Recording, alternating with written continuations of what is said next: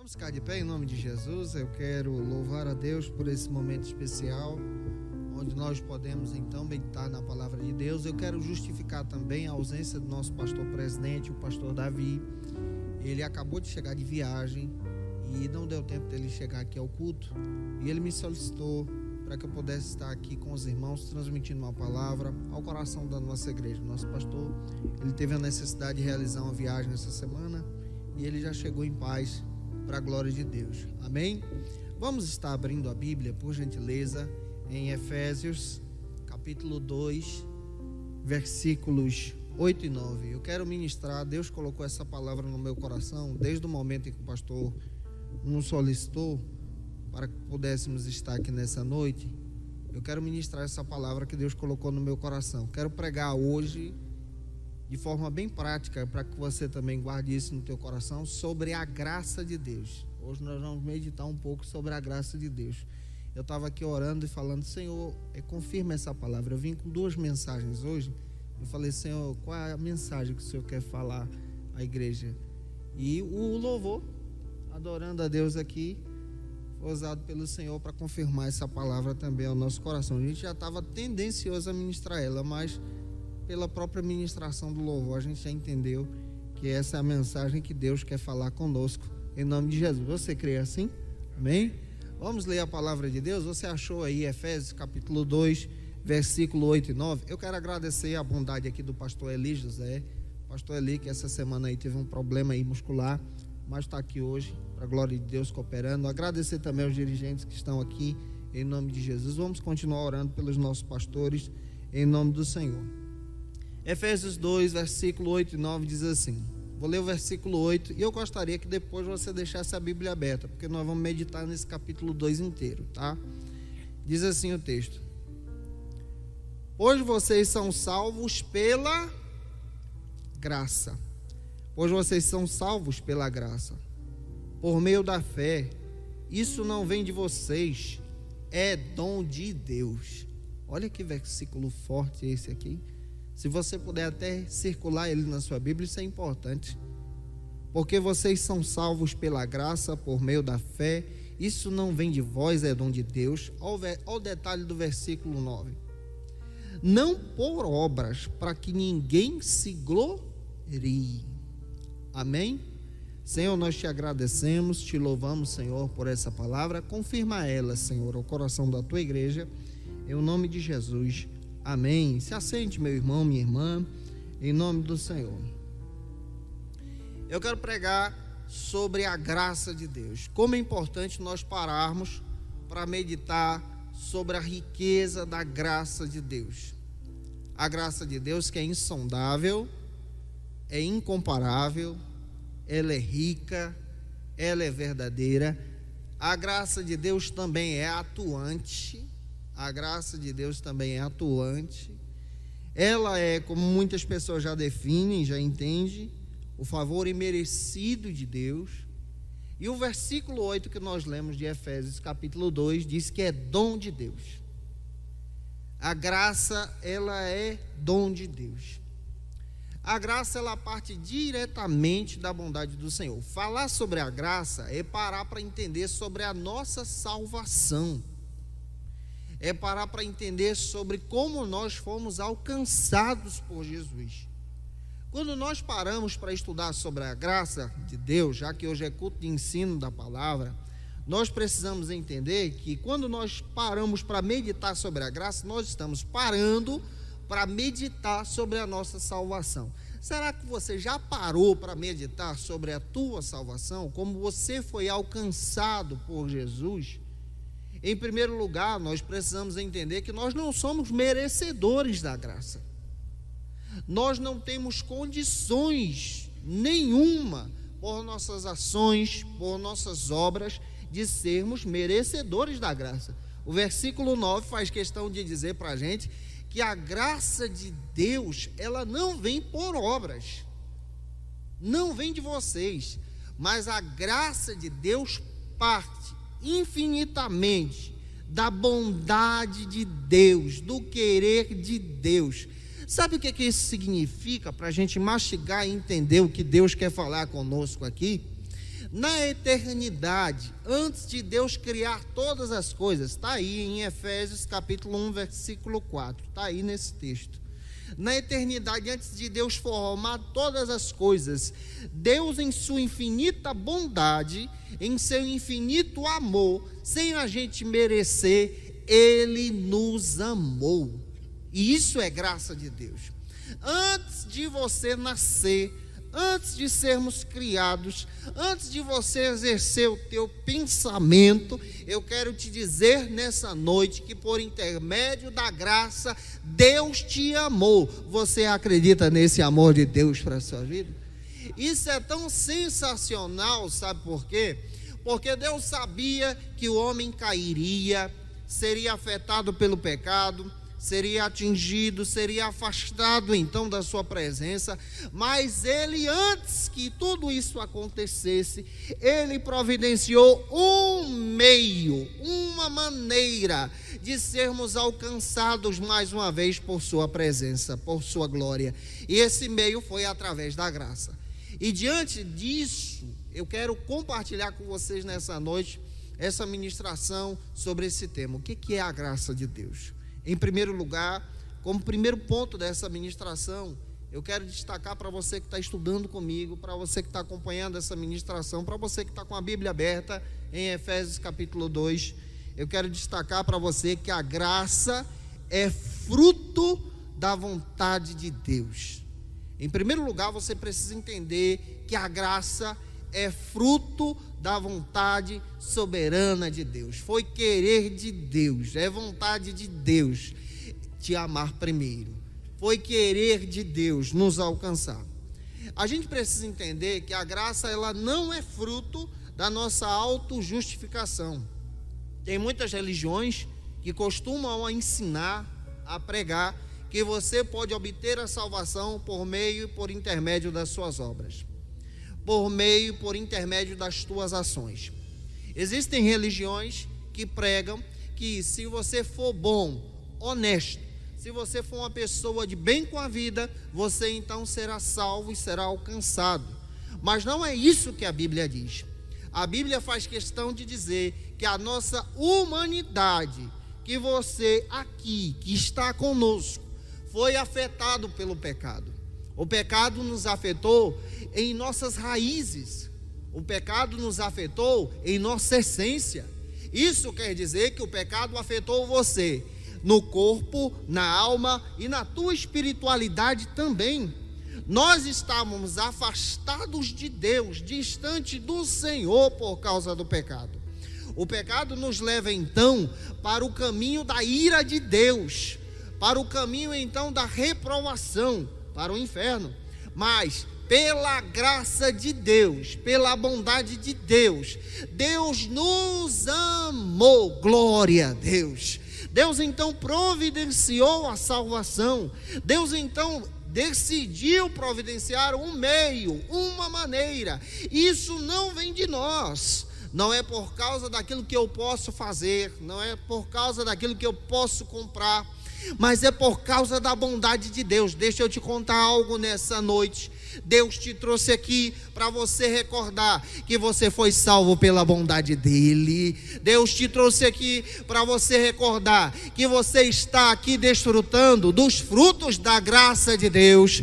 Deus te trouxe aqui para você recordar que nós não merecemos, mas o amor dele nos alcançou. Quantos aqui foram alcançados por Jesus?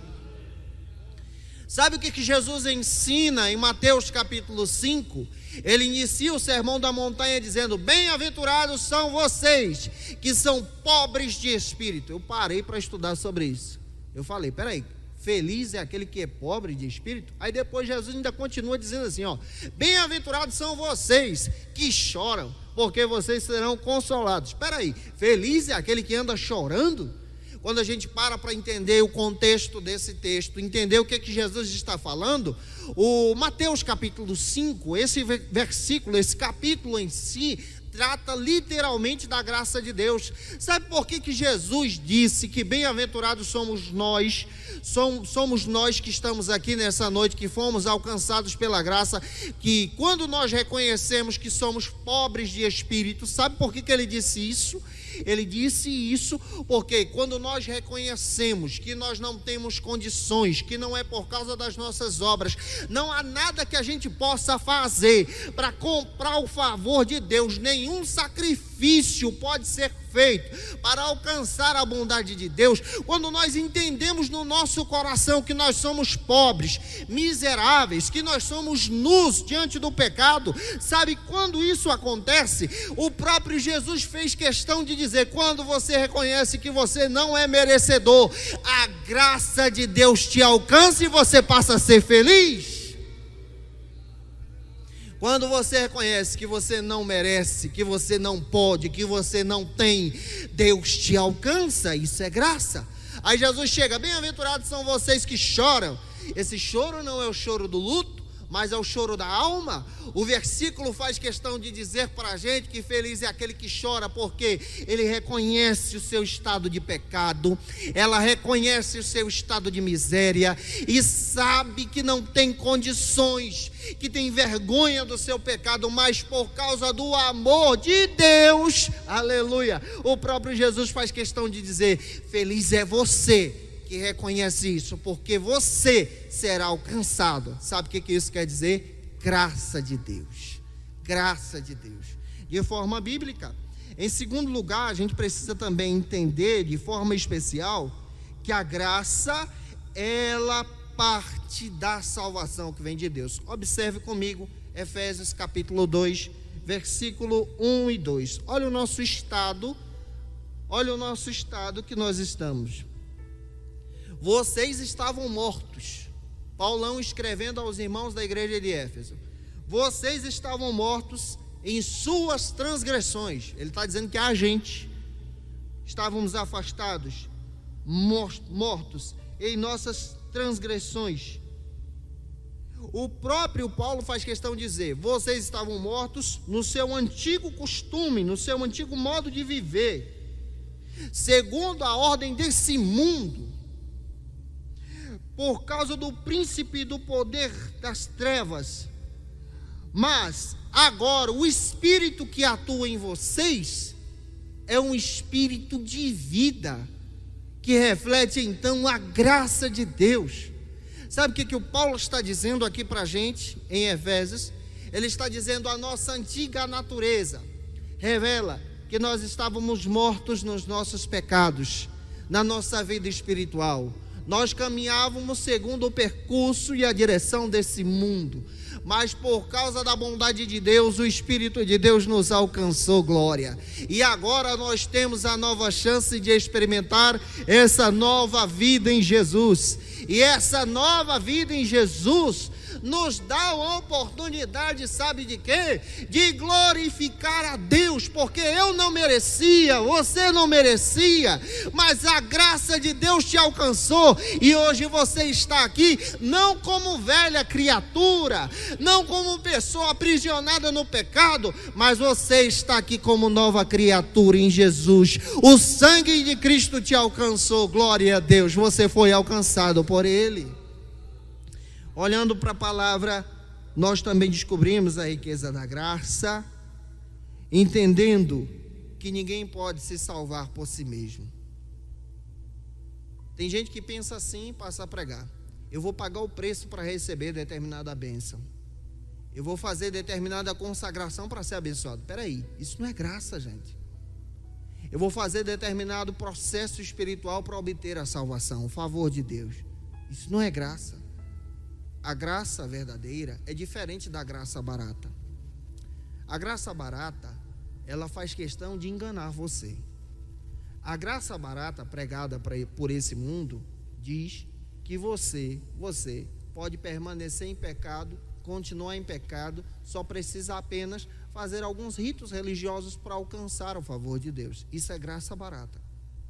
A graça verdadeira, ela cobra de você tudo, porque a graça foi oferecida por Deus em tudo. Deus ofereceu o melhor que Ele tinha para te alcançar. Deus ofereceu tudo que Ele tinha por você que está aqui. Deus ofereceu Cristo. Deus ofereceu o Senhor Jesus no nosso lugar. A graça custou de Deus o seu próprio Filho. A graça também custa de nós a nossa rejeição ao pecado. A graça custa de você a rejeição ao mundo. A rejeição a essa morte espiritual. O Dietrich Bonhoeffer faz questão de dizer que a graça genuína, ela vai cobrar de você santificação. Glória a Deus. A graça genuína, ela vai cobrar de você renúncia ao pecado. A graça genuína, ela vai pedir para você ter compromisso com Deus e valorizar o sacrifício de Cristo na cruz do Calvário. Tem alguém aqui nessa noite que foi alcançado pela graça genuína? A graça genuína, ela transforma você de dentro para fora. Em segundo lugar, como segundo ponto dessa ministração, eu quero destacar para você que a graça de Deus, ela também traz outro benefício. O benefício de conhecer a verdade. A graça de Deus, em segundo lugar, também mostra para você a verdade de Deus. A graça, ela não engana ninguém. O amor de Deus não engana ninguém. E conhecereis a verdade, e a verdade vos libertará. A graça de Deus não engana ninguém. A graça de Deus, ela é verdadeira. Sabe o que a graça de Deus faz? Ela lembra quem você era. Versículo 2 e 3 está descrito aqui nesse texto, especialmente no capítulo 2 da carta de Efésios. Paulo faz questão de dizer que nós éramos guiados pelo Deus desse século. Paulo faz questão de dizer que nós éramos guiados pelo espírito desse mundo, que nós andávamos segundo a carne. Sabe o que a graça de Deus faz conosco? Ela lembra quem você era. Você já parou para pensar quem era você antes de Jesus? Como era a sua vida antes de Cristo? Antes de aceitar Jesus, quem você era? Você já parou para pensar como está a tua vida agora? Como anda a tua vida espiritual agora? Como a tua família é guiada agora? Só pelo fato de você ter aceitado a Jesus como teu Salvador, a graça de Deus, ela mexe com a gente, ela lembra quem você era, ela faz você recordar, mas a graça de Deus também aponta para o futuro, e ela demonstra o seguinte, que agora você tem nova vida em Jesus. Quem pode glorificar a Deus por essa nova vida? A graça lembra quem você é. A graça também aponta para a nova oportunidade. A graça aponta para a misericórdia de Deus. Pega comigo o versículo 4 e 5. Observe o que o texto diz. O texto diz que todavia, versículo 4, eu acho bonito esse texto. Todavia, Deus, que é rico, eita, o nosso Deus é rico, em misericórdia, pelo seu grande amor, oh glória, nos amou. Eu vou ler de novo para ver se tu dá um glória a Deus. Todavia, Deus que é rico em misericórdia, pelo seu grande amor, nos amou. Você pode glorificar a Deus por isso? A graça de Deus te lembra da misericórdia de Deus. Nós éramos miseráveis, nós éramos pobres, cegos e nus por causa do pecado, mas a graça de Deus nos alcançou, fomos lavados pelo sangue de Jesus. Deus te deu roupa nova, glória a Deus, vestes espirituais novas. Deus te deu, por intermédio da graça que você tinha perdido, um novo nome. Deus te deu, por causa da graça, autoridade. Deus te deu, por causa da graça, a promessa.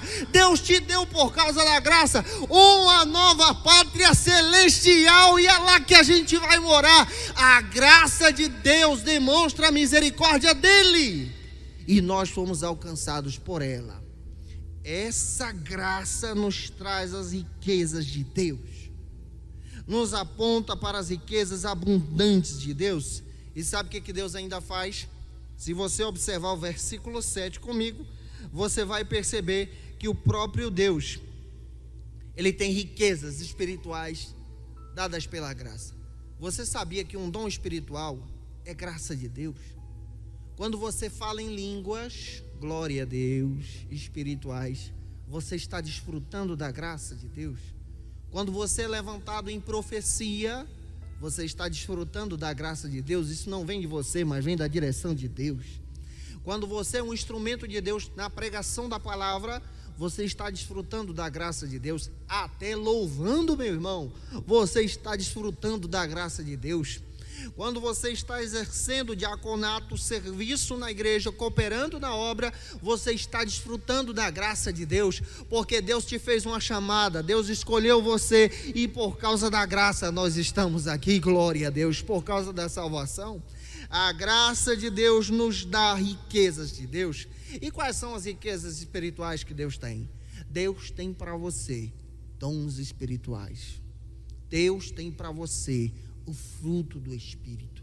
Deus tem para você a misericórdia dele. Isso é tão sensacional, extraordinário, porque até no momento quando a gente precisa tomar uma decisão, na tomada de decisão, no nosso dia a dia, a gente está no trabalho, às vezes se encontra agoniado, precisa resolver alguma coisa, mas na tomada de decisão, o Espírito de Deus vem sobre nós quando a gente ora e diz: Senhor, me ajuda a tomar uma decisão.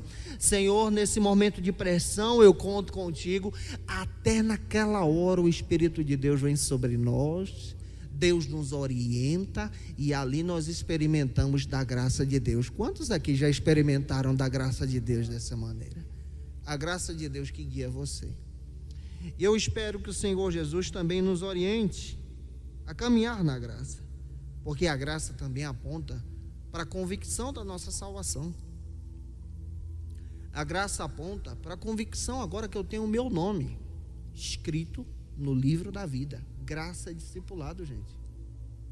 Você tem o seu nome escrito no livro da vida. Eu vou repetir. Como profeta de Deus ministrando essa palavra, eu vou repetir para a ficha cair aí. Você que está aqui tem o teu nome escrito no livro da vida por causa da graça de Deus. A graça de Deus, a bondade de Deus. Nós não merecemos o céu, mas Ele nos amou e preparou morada. O João, quando ele tem uma visão celestial sobre o céu, o João ele tenta descrever, na sua época, mais de 2000 anos atrás, a visão que ele teve, Léo. E ele tenta utilizar os recursos da época para poder descrever o que ele viu lá em cima. Ele começa a dizer a respeito das vestes de linho. A gente sabe que o linho não é um tecido tão rico hoje em dia, mas João utilizou o que era rico na época dele para descrever mais ou menos o que era lá. Foi o que ele entendeu. O João faz questão de dizer, se você ler Apocalipse, ele faz questão de dizer que a santa cidade, que foi preparada por causa da graça de Deus para você que está aqui, onde você vai morar, ele faz questão de dizer, a cidade era pavimentada de ruas de ouro, ouro semelhante ao cristal. Ele faz questão de dizer, a cidade santa, ela é construída com pedras preciosas, para demonstrar que a maior riqueza que o homem tem aqui, lá em cima, não é nada diante da maravilhosa graça de Deus. O João faz questão de relatar que a graça de Deus também nos alcança de forma extraordinária, porque ela nos alcança na promessa. E para a gente caminhar para a conclusão dessa mensagem, em terceiro lugar, como terceiro ponto, eu quero demonstrar para você que a graça de Deus é dom de Deus para que você possa ter uma vida nova. A graça de Deus também é dom de Deus, te dando a oportunidade para viver uma vida nova e extraordinária. A graça de Deus é uma oportunidade para você mudar de vida. A graça de Deus é uma oportunidade para você mudar de atitude. Deixa eu ser claro, se você adultera por causa do pecado que está entrelaçado no teu coração, a graça de Deus te alcança, e a partir do momento que você é alcançado pelo amor de Deus, você deixa de adulterar. A graça de Deus, quando ela te alcança, se você pratica sexo antes do casamento, essa graça te alcança a tal ponto que você fica constrangido pelo pecado que você realiza. E deixa de realizar isso porque agora você foi alcançado pelo amor de Deus. A graça de Deus exige de você mudança. Se você não age de forma honesta, quando você é alcançado pela graça de Deus, por causa dessa atitude da graça, você fica constrangido com os teus erros. E a partir do momento que você é alcançado pela graça, você quer arrumar isso, porque Deus te deu uma nova oportunidade de vida. A graça de Deus exige de você nova vida, transformação. As coisas velhas, elas se passam diante da graça. O próprio Paulo, escrevendo aos irmãos na igreja de Roma, capítulo 8, versículo 1. O Paulão faz questão de dizer que nenhuma condenação há para aquele, para aquela que agora foi alcançado pela graça, vamos parafrasear assim, que está em Cristo Jesus. Você pode tomar posse dessa vitória em nome do Senhor. O que mais o inimigo queria e o que mais ele deseja é te escravizar no pecado, é te levar para o inferno, é te escravizar no erro, é te levar para a corrupção do teu coração, para os teus desejos mais obscuros. O que mais ele quer é fazer isso, mas o que mais Deus quer é que você que está aqui nessa noite tenha um encontro com a graça de Deus, com o amor de Deus, e essa será a maior vitória para a tua vida. A maior vitória não é financeira, não é sobre a saúde, não é sobre o bem-estar familiar. A maior vitória que você pode obter é a vitória de ter um encontro com Cristo, ser liberto pela graça.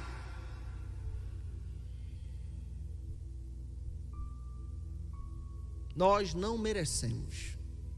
Versículo 9 diz isso. Nós não merecemos. Eu não mereço a graça de Deus. Eu reconheço isso. Eu não mereço o amor de Deus. O Evangelho faz isso.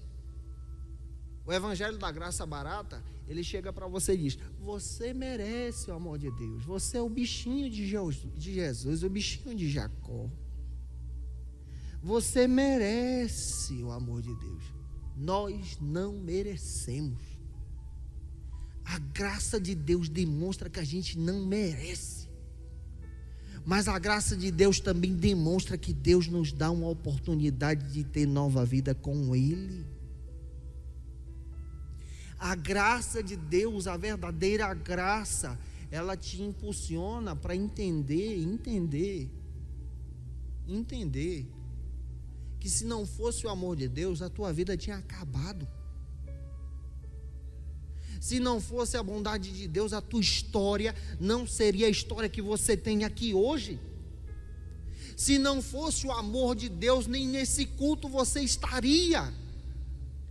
Mas a graça de Deus te alcançou de tal maneira, oh glória, que te fez morada do Espírito Santo de Deus, que te fez templo do Espírito de Deus, e Ele habita em você, e por causa da graça, você sente da presença. Quem está entendendo a palavra, pelo amor de Deus, levanta as mãos para adorar o Cordeiro.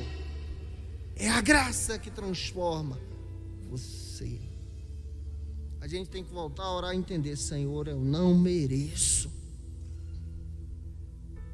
O próprio Jesus ensinando a oração do Pai Nosso, ele ensina alguns princípios ali. O primeiro princípio é reconhecer a glória de Deus. Pai nosso que estás nos céus. Mas quando você olha para o segundo princípio, Jesus ensina: Pai, perdoa os nossos pecados. Nós não merecemos. Nós não somos merecedores.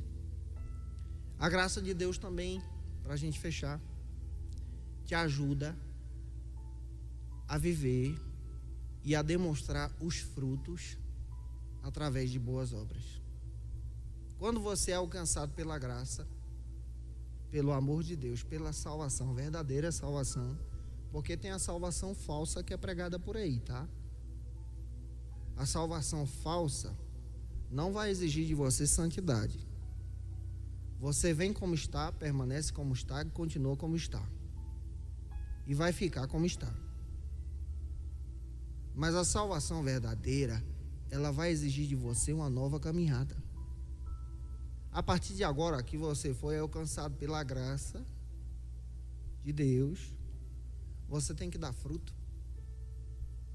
O próprio Jesus disse: toda vara que estiver em mim, o Pai vem e limpa, para que ela dê fruto.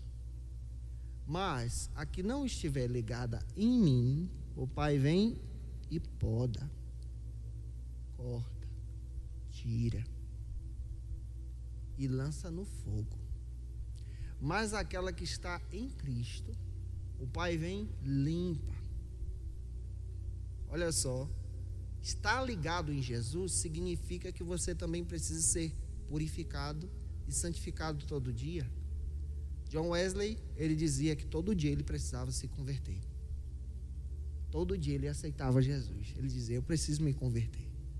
Eu quero ter o amor ágape, o primeiro amor todo dia no meu coração, para experimentar a grandeza da graça de Deus sobre mim. Nós precisamos voltar a pregar, especialmente esse genuíno evangelho, porque a igreja precisa saber que há salvação. Você que é crente precisa entender sobre o amor de Deus. O amor de Deus te alcançou de tal maneira que Ele te ofereceu a maior riqueza de todas. Qual foi a maior riqueza de todas? Uma morada celestial.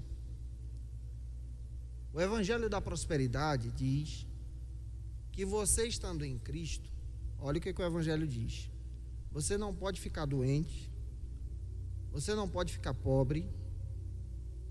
Isso é confissão positiva. Você não pode perder o emprego.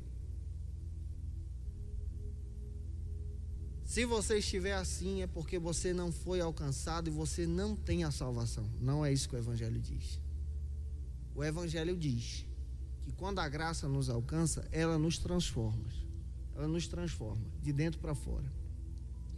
O Evangelho também me ensina que quando a graça me alcança e me transforma, essa graça vai me ajudando a crescer em Cristo, a caminhar com Jesus, mesmo no meio das lutas e no meio dos problemas. Eu estava meditando em oração esses dias sobre aquela passagem de Êxodo capítulo 3, quando Deus chegou até Moisés e falou com ele no meio da sarça ardente, em chamas. Ali nós vemos 3 lições sobre a graça de Deus. A sarça pegava fogo, mas não se consumia. 3 verdades a gente vê ali. A primeira verdade é que aquela sarça representa a presença e a glória de Deus.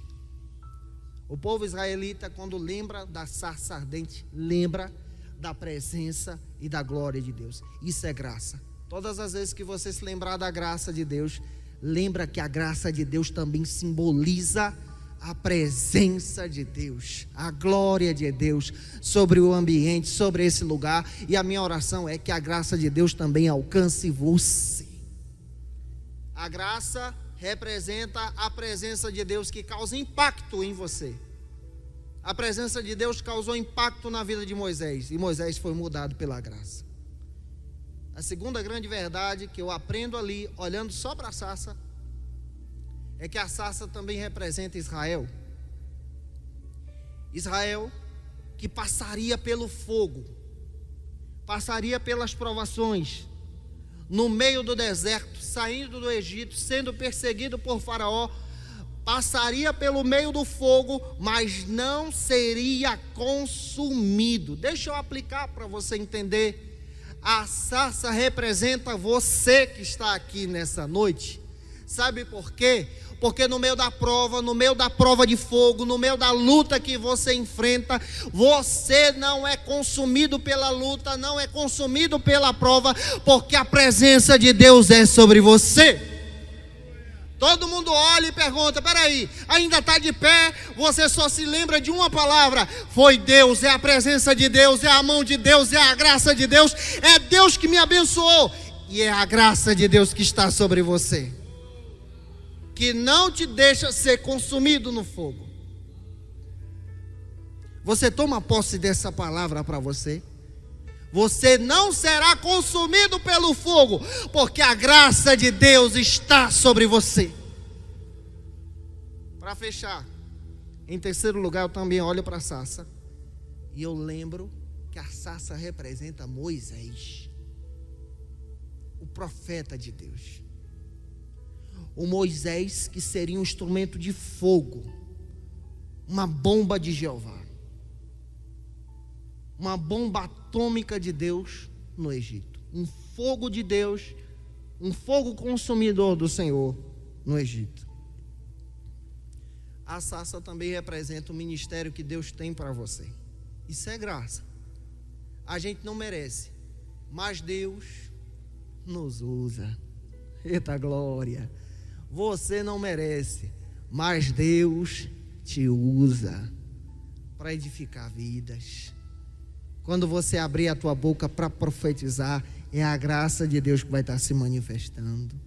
Quando você abrir a boca para pregar, como Moisés, é a graça de Deus que vai estar falando. Quando você abrir a boca para ser um instrumento de Deus, louvando, adorando ao Senhor, é a graça de Deus que vai estar sobre você. E as pessoas não vão ver você, mas vão ver a glória de Deus sobre a tua vida. Toma posse dessa palavra em nome de Jesus.